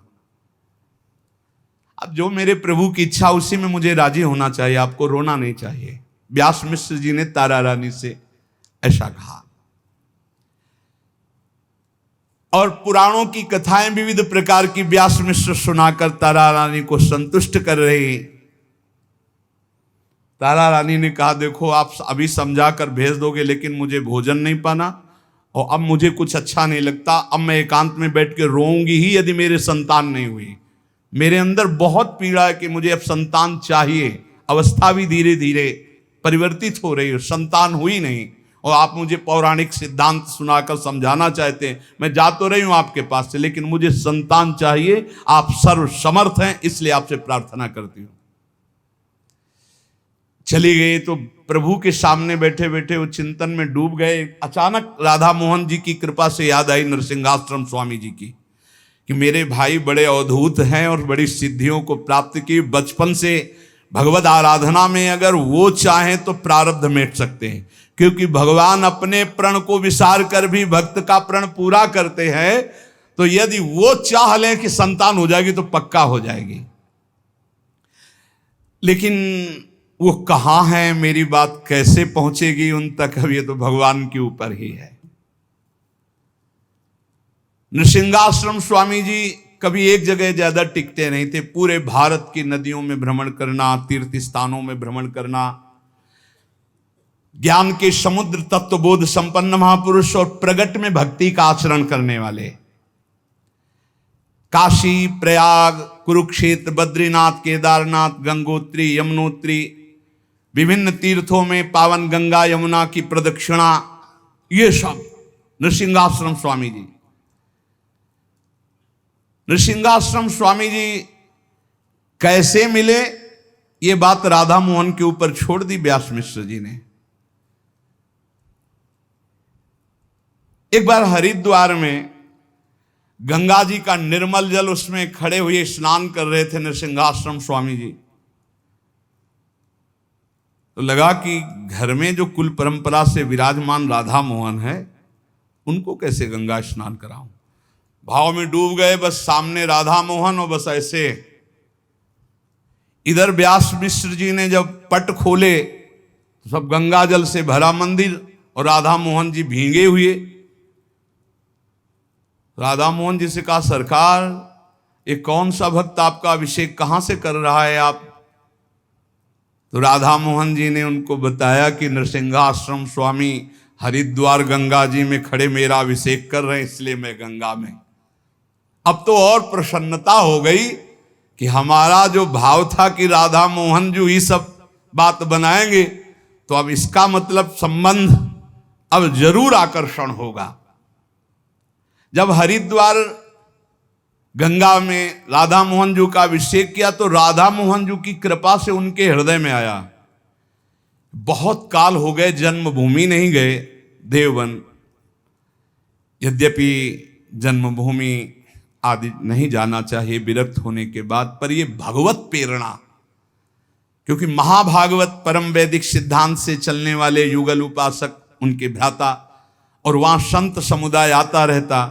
तो संत मंडली के साथ नृसिंहाश्रम जी के मन में आया कि चलो कृतार्थ करते हैं व्यास मिश्र को। उनके यहाँ ये सब कीर्तन कथा और भगवत तत्व की बातें और ये सब संत प्रसाद पाएंगे। देखो भगवान कैसे संयोग बनाते हैं। राधा मोहन जी का अभिषेक होना, उनके मन में देव बनाने की बात आना, बिना फोन का फोन, बिना पत्र का पत्र। भगवत प्रेरणा से सहसा वो देववन बहुत से संतों की जमात के साथ आ गए। यह हरिद्वार से 60 किलोमीटर दूरी पर स्थित देववन है। वहां देववन की शोभा देखते हुए बड़ा सुंदर बगीचा था राधा मोहन जी के लिए। लता पता फल फूल से शोभित बाग, उसमें आकर समस्त सन्यासियों के मध्य में अवधूत शिरोमणि नरसिंहाश्रम स्वामी जी विराजमान हुए। कोई जाके सूचना दिया कि राधा मोहन जी की वाटिका में संत मंडली पधारी, तो आते ही रहते थे। सुनि कै व्यास भये ही हरे, रोम रोम आनंद अति भरे। पुरजन बंधु लिए सब लार, मिलन चले सुनिता ही वार। पद बंधन करी भुज भरी मिले, इतुत परम प्रेम सुख झिले। व्यास मिश्र जी ने जो ही देखा, अरे संतों की मंडली में जैसे तारागणों के मध्य में चंद्रमा चमक रहे हो, ऐसे स्वामी अवधूत नृसिंहाश्रम जी विराजमान, जाके साष्टांग दंडवत किया। व्यास मिश्र को आया देखकर नृसिंहाश्रम स्वामी जी खड़े हुए और हृदय से लगाया। दोनों तरफ अद्भुत आनंद। सब सन्यासियों की चरण वंदना करके चरण पखारे, चरणामृत लिया, आरती उतारी, भोग पवाए। निसिंहाश्रम स्वामी जी तत्व की चर्चा, भगवत चर्चा। व्यास मिश्र जी अवसर ढूंढ रहे हैं कि एक बार अवसर मिले और ये एकांत में घर चले तो बात बन जाए। जो तारा रानी के हृदय में बात है वो बात इनके कान तक पहुंचा दें। 6 घंटा बीत गए, अवसर नहीं मिला, भगवत चर्चा होती रही संत मंडली में। व्यास मिश्र जी ने कहा प्रसाद पाने का समय हो रहा है, सब संतजन पधारे। पधारे, सबको सुंदर सुंदर प्रसाद पवाया गया। फिर शयन की व्यवस्था हुई। व्यास मिश्र जी ने निसिंहाश्रम स्वामी जी के चरणों में मस्तक रखकर कान के पास कहा कि हम तो दर्शन कर चुके हो, हमारे मन की सारी कामनाएं आपने पूर्ण कर दी है, हमें कुछ नहीं चाहिए। पर घर में कुछ एक प्रश्न है जिसका समाधान आपसे हो, तो आप एकांत अवसर दें कुछ मिनट के लिए। नरसिंहाश्रम स्वामी जी विचार किया कि संत मंडली से अनुमति लेनी चाहिए। एकांत के लिए थोड़ी अनुमति लेकर राधा मोहन जी के मंदिर पे जाकर विराजमान हो गए।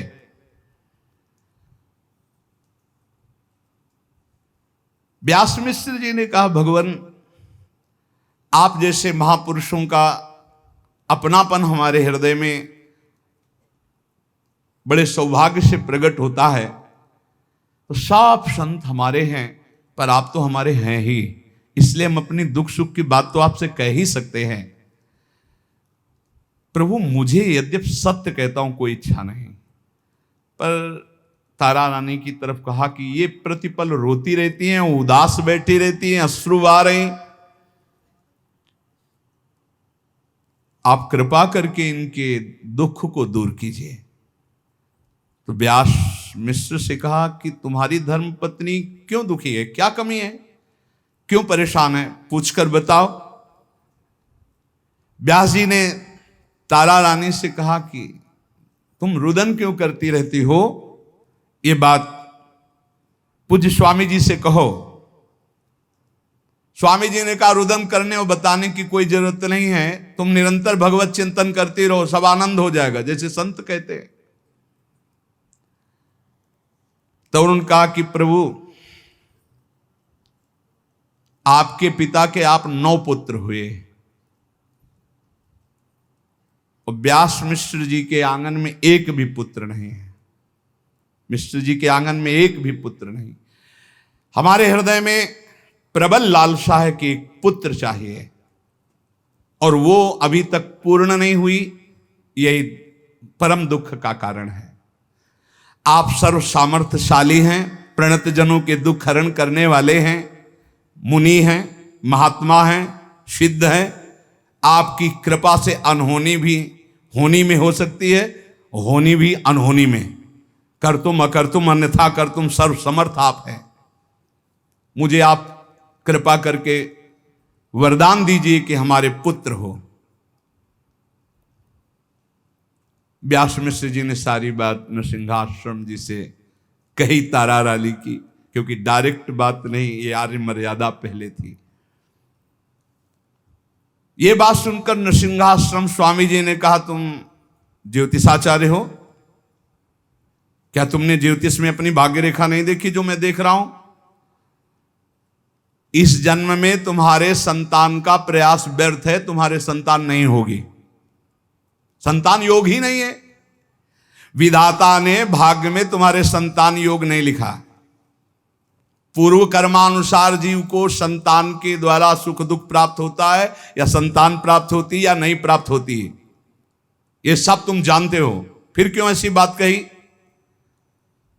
तारा रानी जी बीच में ही अब बोल पड़ी, कहा प्रभु अगर सब हमारे भाग्य से ही होता है तो आप भी हमारे भाग्य में हो, फिर आप जैसे महात्माओं का प्रबल प्रताप क्या?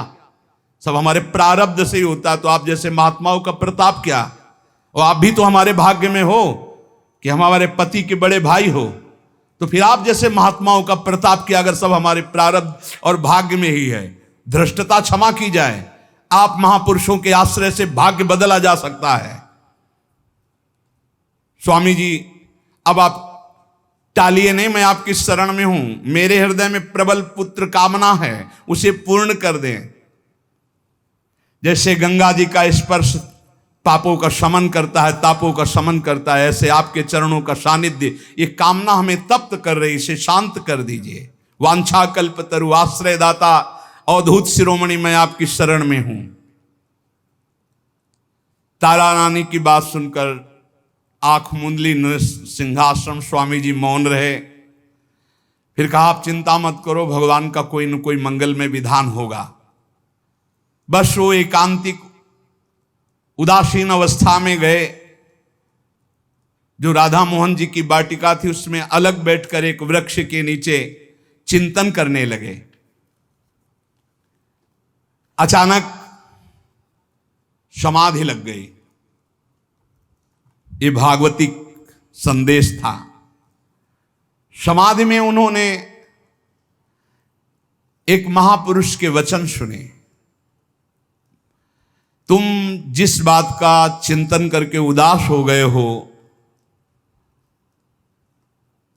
ये मुझे बर्दाश्त नहीं होगा। मेरा उपासक उदास हो जाए, नहीं। तुम्हारे हृदय में आज तक कभी कोई कामना उत्पन्न नहीं हुई, इसीलिए तुम इस कामना की बात सुनकर के उदास हो गए हो। व्यास मिश्र के भाग्य में पुत्र योग नहीं है, पर मैं स्वयं अवतार ले रहा हूं। मैं स्वयं अवतार ले रहा हूं। मैं कौन है? श्री कृष्ण। मैं स्वयं हूं।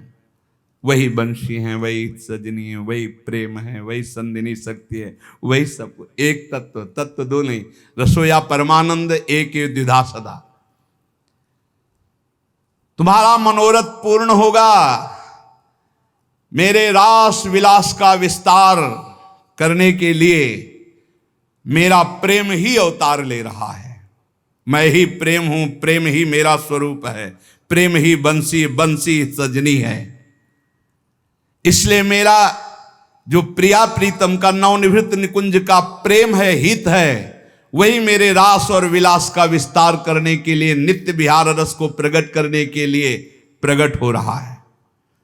चिंता तुम छोड़ो और अनुज को यह सूचित कर दो कि कोई साधारण पुत्र नहीं, सत्ता प्रकट होने जा रही है, हित सत्ता।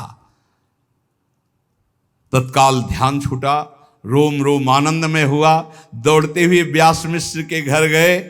प्रभु को गोप्य चरित हो जैसे, आई अनुज सो बरन्यो तैसे। प्रभु पद पूजन दृढ़ व्रत धारो, पुत्र होई जस धरनु तिहारो। व्यास मिश्र, तारा रानी ने देखा प्रफुल्ल कमल, मुख खिला हुआ, नृसिंहाश्रम वाले समझ गए कोई भागवतिक सूचना है। अद्भुत आनंद की लहरें उठ रही थी नृसिंहाश्रम स्वामी जी की। कहा व्यास मिश्र मंगल हो गया, मंगल हो गया। स्वयं प्रेम अवतार ले रहा है आपके घर में। प्रिया प्रीतम का स्वयं प्रेम अवतार हो रहा है। मिश्र दंपति तो नाच पड़े। पुत्र नहीं, स्वयं प्रेम पुत्र के रूप में पधार रहा है। श्री लाल बिहारी प्रभु और श्री लाडली जू, इन दोनों के हृदय का हित और लाल के अधर पर विराजमान बंसी स्वरूप, सखियों के मध्य में हित सजनी स्वरूप, उसी प्रेम का अवतार तुम्हारे यहां हो रहा है। अब तुम व्रत उपवास नियम धारण करो। ये बात सुनकर मिश्र दंपति के हर्ष का ठिकाना न रहा। नृसिंहाश्रम के चरणों में गिर पड़े।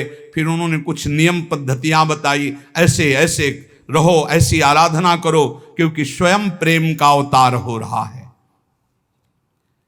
निष्काम भाव रहना, कोई सकामता ना ने पावे। एक क्षण भी इष्ट के भजन के बिना न व्यतीत हो। और प्रिया प्रीतम का सदैव उच्छिष्ट ही पाना, उन्हीं के चिंतन में रहना। भूमि पर शयन करना, दिन प्रतिदिन जो नियम बताए उनका पालन करना, नृसिंहाश्रम से, क्योंकि प्रभु पधार रहे हैं।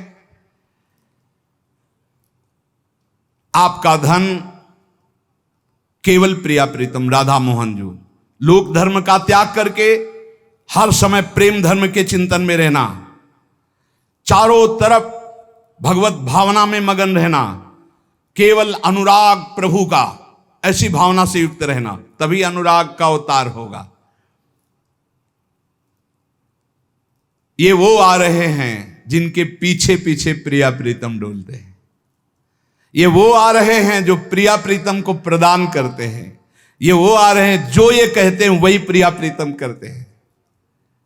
व्यास मिश्र से बताकर नृसिंहाश्रम जी संतों के साथ कुछ दिन वहां रहे और फिर मंडली के साथ विचरण करने के लिए रात दिन प्रिया प्रीतम के चिंतन में व्यास मिश्र और तारा रानी, और खूब संतों की सेवा, दूसरों को खूब वैभव था, लुटाते आनंद मगन। आत्मज्ञानी निरपेक्ष भगवत अनुरागी महात्मा जो ठान ले उसे भगवान निश्चित पूरा करते हैं। इस प्रसंग से यह भी पता चला कि अगर आत्मज्ञानी ब्रह्मनिष्ठ भगवत प्रेमी महात्मा ठान ले तो भाग्य रेखा क्या है। देखा ना, भाग्य रेखा में कुछ नहीं था, पुत्र योग। और पुत्र कौन आए? जगत को परम पावन करने वाले प्रेमावतार हित हरिवंश महाप्रभु। जैसे नृसिंहाश्रम जी ने दिनचर्या बताई थी पति पत्नी, वैसे ही रात दिन उपासना करने लगे। राधा मोहन जी की उपासना में कुछ ही समय व्यतीत हुआ कि युगल का प्रेम तारा रानी के गर्भ में प्रकाशित हो गया। तारा रानी ने बहुत आनंदित होकर कहा प्रभु व्यास मिश्र से, मेरे उदर में आभास होता है कि गर्भ है। धन्य हो तुम, धन्य हो। व्यास मिश्र ने कहा, मिश्र जी ने, धन्य हो तुम, धन्य, क्योंकि मुझे बताया है नृसिंहाश्रम स्वामी जी ने कि तुम्हारे गर्भ से कौन प्रकट होगा। कैसे बताऊं, क्या सुकृत हुए, कौन सा सौभाग्य कि मुझे ये सुनने को मिला कि तुम्हारे गर्भ में प्रेम पल रहा है, प्रेम हित। तारा रानी जब से महाप्रभु आए तब से अद्भुत तेज संपन्न, मानो एक बिजली की सी कांति झलक रही हो, क्योंकि महाप्रभु प्रियाजू का साक्षात स्वरूप है। अतुलित रस बरसत सदा सुख निधान बनवास, अद्भुत महिमा महि प्रगट सुंदरता की राशि। सुंदरता की राशि किसको कहा गया? श्री जी को। मानो श्री जी का साक्षात प्रतिबिंब ही है हरिवंश महाप्रभु। तारा रानी के तेज के आगे सब हतप्रभ हो जाते, उनके हर अंग में तेज जागृत हो गया। जिस प्रकार माता देवकी को कंस कारागार में अद्भुत तेज प्राप्त हुआ जब प्रभु, ऐसा भाव कि प्रभु गर्भ में आ गए। जैसे बंदी गृह जगमगाने लगा था देवकी जी के तेज से, ऐसे ही तारा रानी के श्रीअंग से संपूर्ण महल प्रकाशित हो गया व्यास मिश्र जी का, क्योंकि प्रियाजू और लालजू की प्रीति प्रकट हो रही है। आश्चर्यजनक कांति देख करके अब तो सबको आनंद हो रहा है कि कोई अवतार प्रकट होगा, कोई महान दिव्य विभूति पधार रही है। अनेकानेक बिना बुलाए बड़े गुप्त के महात्मा जो एकांत में भजन करने वाले, वो सब आने लगे व्यास मिश्र जी के यहाँ। जैसे पुष्प में पराग आ जाए तो भौरे मंडराने लगते हैं, ऐसे दिव्य दिव्य महापुरुष व्यास मिश्र जी के यहाँ पधारने लगे, क्योंकि प्रिया प्रीतम का प्रेम प्रकट हो रहा है। बहुत अद्भुत मूर्ति महाप्रभु हरिवंश चंद्र जो। अब तो कैसे होंगे प्रेमावतार हरिवंश महाप्रभु, इस ध्यान में तारा रानी मगन लगे। उनके सामने वो छवि आने लगी बाल रूप हरिवंश महाप्रभु की। वो कभी कभी बातें करने लगती, प्रेम की अद्भुत दशा में डूबी रहती, अलौकिक दिव्यानंद में व्यास मिश्र डूबे रहते। व्यास मिश्र जी जब से महाप्रभु गर्भ आए तब से बादशाह से बात करना ही छोड़ दिया, जाला ही छोड़ दिया। तारा रानी के समीप ही रहने लगे, क्योंकि एक अद्भुत सुख मिलता। महाप्रभु गर्भ में थे, स्वयं देख रेख करते। एक क्षण भी तारा रानी को अकेला छोड़ना उनको रुचिकर नहीं था। तारा रानी के मुखारविंद पर एक ऐसा माधुर्य प्रकट हुआ कि जो देखता वो देखता ही रह जाता, बेसुध हो जाता, आनंद मगन हो जाता। फिर व्यास मिश्र को तो अपार आनंद, उनको पता है कौन पधार रहे हैं। मुनि के मन जो बात रमी रही, देखो चाहे जो प्रभु कही। श्री नृसिंहाश्रम जी ने विचार किया कि देखें, जो हमें आकाशवाणी में ध्यानस्थ समाधिस्थ में आदेश हुआ था वो फलीभूत हो रहा है। दर्शन करे चल के। वो बद्रीनाथ से फिर हरिद्वार आए और वहां गंगा में स्नान करके संतों को वहीं विराजमान करके देववन व्यास मिश्र जी के यहां अकेले आए। उस समय 6वां महीना चल रहा था गर्भ का। परम धर्म के पालक नृसिंहाश्रम जी जो ही गृह में प्रवेश किया, अनुभव हो गया साक्षात प्रभु पधार रहे हैं। व्यास पत्नी तारा रानी पौड़ी हुई थी, सेविकाएं भी सेवा में थी। नृसिंहाश्रम स्वामी जी बिना किसी सूचना के पधारे थे, तत्काल उठकर बैठ गए। नृसिंहाश्रम स्वामी जी ने कहा, लज्जा करने की जरूरत नहीं है, तुम्हारे गर्भ में साक्षात प्रभु पधारे हैं। मैं उन्हीं प्रभु की परिक्रमा करने आया हूं, तुम बैठी रहो। और तारा रानी की परिक्रमा की और साष्टांग प्रणाम किया तारा रानी को नृसिंहाश्रम स्वामी जी ने। और बहुत प्रसन्न होकर अश्रु प्रवाह करते हुए कहा, मैं यहां रुकूंगा नहीं, मैं केवल देखने आया था जो समाधि में मुझे आदेश हुआ तो फलीभूत हुआ कि नहीं। हो इस शुभ सगुन भवन पुनि पुर में, व्यास विचार मुदित होई उर में। बस प्रणाम किया, परिक्रमा करके तुरंत निकल गए नृसिंहाश्रम स्वामी जी। व्यास मिश्र जी जो ही भवन में पधारे तब बाद में पता चला कि नृसिंहाश्रम स्वामी जी आए थे, 4 परिक्रमा की दंडवत करके चले गए। बहुत मुदित हुए। अत्यंत मंगलमय धीरे धीरे समय आ रहा है। तारा रानी का जो गर्भ है वो प्रतिपल बढ़ रहा है। व्यास मिश्र बहुत आनंदित हैं, ऐसे ऐसे अनुष्ठान कराते हैं, पूरे नगर को भोजन पवाते हैं। प्रतिदिन कोई न कोई बहाना लेकर पूरे नगर को दान पुण्य खवाना पिलाना सब आनंद मंगल हो रहा है। बादशाह को लगा कि क्या है, व्यास मिश्र बातचीत करना, दरबार आना सब छोड़ दिया। दरबार में क्यों नहीं आते? राजकीय कर्मचारियों को, सैनिकों को भेजा। उन्होंने आके प्रणाम किया और कहा, बादशाह आपको याद कर रहे हैं, आपकी दरबार में उपस्थिति अनिवार्य है। व्यास मिश्र जी ने कहा, स्वयं ही आकर के मैं कारण बताऊंगा क्यों नहीं आ पाया, आप लोग पधारें। मैं स्वयं ही कुछ दिन अपने आप समय निकाल कर आ जाऊंगा और सारी परिस्थिति बताऊंगा, आप जाइए।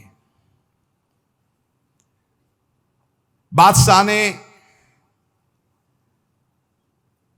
सैनिक भेजे थे, सैनिक वापस गए। उन्होंने कहा, कुछ ऐसा रहस्यमय कारण हो जो आपसे ही बताएंगे।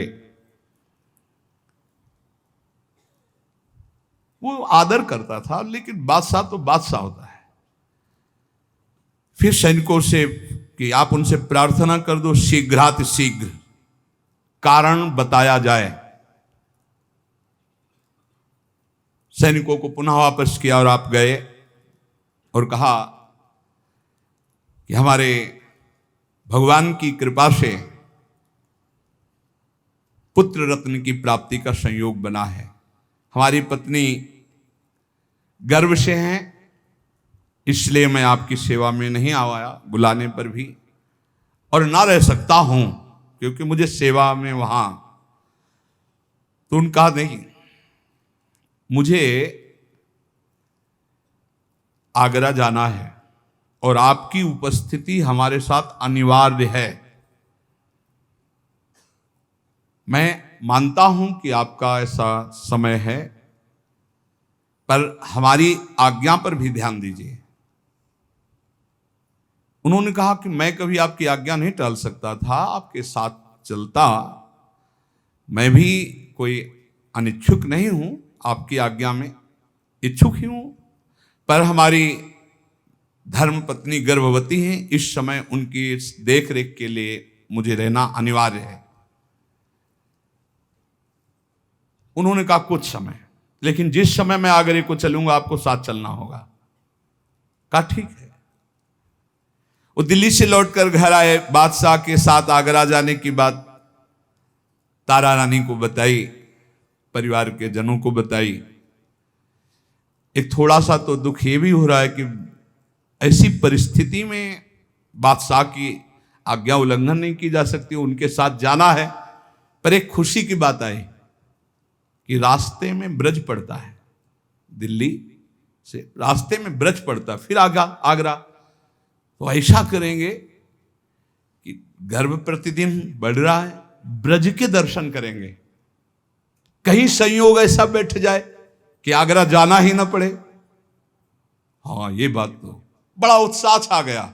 मानो भगवान ने सारा विधान बना दिया बादशाह की आज्ञा की। उसमें व्यास मिश्र जी को बहुत अच्छा लगा ये तारा रानी और निज जनों का विचार।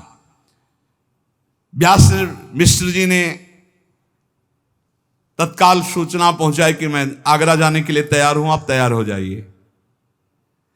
पर मेरी प्रार्थना है कि रास्ते में ब्रज पड़ता है और वो हमारे इष्ट देव की लीला स्थली है, और इस समय हमारी धर्म पत्नी गर्भ से हैं। मैं चाहूंगा कि वो हमारे आराध्य देव की लीला स्थलियों का दर्शन करें। इतनी छूट आपको देनी होगी। हाँ, आप राजगुरु पद पे हैं, हम रुक जाते हैं, कई दिन आप लीला स्थलियों का दर्शन कर लीजिए। बोले इसलिए कि गर्भस्थ शिशु पर बड़ा प्रभाव पड़ता है। जिस समय मां के गर्भ में बालक होता है, जैसी जैसी वार्ता, दृश्य, भोजन, व्यवहार, वो सर्व गर्भस्थ शिशु पर प्रभाव पड़ता है। पृथ्वीपति बादशाह ने स्वीकार कर लिया। अब तो आगरे की तैयारी बादशाह ने की और ब्रजभूमि की आंतरिक तैयारी तारा रानी, व्यास मिश्र जी, पूरा परिकर। कैसा प्रभु का विधान होता है, देखो कैसा प्रभु का विधान होता है। सोच भी नहीं सकते थे इधर की बात, पर महाप्रभु को तो अवतार लेना अपनी लीला भूमि में। व्यास मिश्र जी अपने नित्य निजी परिकर के साथ बादशाह का पूरा सब परिकर, भारी व्यवस्था, वहां से चले। व्यास मिश्र जी यमुना नदी के बाएं तट पर पूर्वी दिशा की ओर स्थित आगरा के लिए निकले। समस्त विद्याओं में निपुण बादशाह इनको इसलिए अपने साथ रखता था कि ज्योतिष अनुकूल रहे, कोई ग्रह प्रतिकूल ना हो जाए कि हानि हो जाए। ब्रजधाम की दर्शन की प्रबल इच्छा की राधा मोहन जी ने सारी बात बना दी। गर्भस्थ शिशु पर बड़ा मंगलमय, और पता था कि गर्भस्थ शिशु कौन है। नरसिंहाश्रम जी की चर्चा में पूर्ण उनको बोध हो चुका था। अब जे भी आगरा के लिए निकले तो कहा पहले ब्रजमंडल। शर्त पास, उनकी आज्ञा को कौन टाल सकता था। व्यास मिश्र जी की पूरी तैयारी बदल गई। आगरा बाद में पहले ब्रजमंडल। ब्रजमंडल की दर्शन की प्रबल प्रेम उमंग, बैलगाड़ी, सेना, छकड़ा, रथ, हाथी, घोड़े, बंधु बांधव, सैनिक, सब ब्रजमंडल की तरफ मोड़ दिए। मथुरापुरी देवन से लगभग 280 किलोमीटर दूर। अब सब सवारियां, सब साधन हैं। तारा रानी गर्भवती थी, उनके लिए बहुत सुंदर कि कहीं धक्का न लगे, किसी तरह का कोई कष्ट ना हो। और साथ में प्रतिपल प्रिया प्रीतम की लीलाओं का गायन, नाम कीर्तन साथ होता चले। पूरे रास्ते में धूम मच रही थी, राधा मोहन जी का भोग लगता, आरती होती, नाम कीर्तन होता, पद गायन होता। जगह जगह पड़ाव डालकर विश्राम करते हुए भगवत लीला, भगवत सेवा, गुणगान ब्रज की ओर। अहो भाग्य जे ही ब्रज में, अहो भाग्य, ये परम पावन प्रिया प्रीतम का निज देश है ब्रज। हे ब्रजवास, समझते हो, देव दुर्लभ बात है। तारा रानी के हृदय में अद्भुत उमंग, पालकी से उतर करके ब्रजभूमि को दंडवत किया तारा रानी ने। व्यास मिश्र जी ने भी साष्टांग दंडवत किया, और भी द्विज परिकर ने दंडवत किया। ब्रज में ऐसा सुख बरसता, यदि हृदय निर्मल हो तो पकड़ आवे, मलिन हृदय है तो वही संसार दिखाई देता है। ये प्रभु का नित्य धाम है 84 कोस भूमि। यहां तो भांति भांति के भगवदानंद की वर्षा होती रही। भांति भांति का मतलब दास्य सुख, सख्य, वात्सल्य, कांता, एक से एक अद्भुत भाव। व्यास मिश्र जी ने ब्रजभूमि की वंदना की, साष्टांग प्रणाम किया। हे प्रीतम, ये आपकी लीला भूमि है, और हमें अब समझ में आ रहा है कि आप अपने अवतार के लिए अपनी लीला भूमि ही चयन किए हो, इसीलिए आगरे जाने के बहाने से आप मुझे यहां लाए हो। बड़ी महिमा है इस ब्रजभूमि की। कई जगह दर्शन किए। ऋतुराज बसंत जो चल रहा है, छाया हुआ। मात्र हम अभी 26 वर्ष पहले की बात करें, 26 वर्ष पहले, एक कुछ नहीं, इधर देखो लताएं ही लताएं, कितनी लताएं, 50-50 झुंड मोर के ऐसे जगह जगह नाचते खेलते नजर आते। ऐसी लताएं, यहां जहां बैठे पूरी लताएं ही लताएं थी। इधर हरा, एकदम हरा, ये पीपल का वृक्ष बीच में, लताएं ही लताएं पूरी, एक भी नहीं, बस ट्यूबवेल थे एक दो, कुछ नहीं, यहां से लेकर के कुछ नहीं, इस साइड में कुछ नहीं था।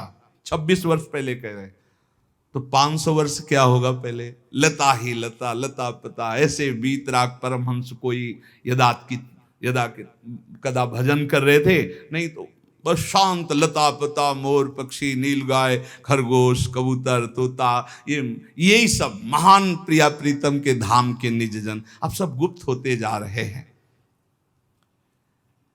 ब्रजवंदना, व्यास मिश्र जी ने देखा बसंत ऋतु का प्रभाव वृंदावन में छाया हुआ है।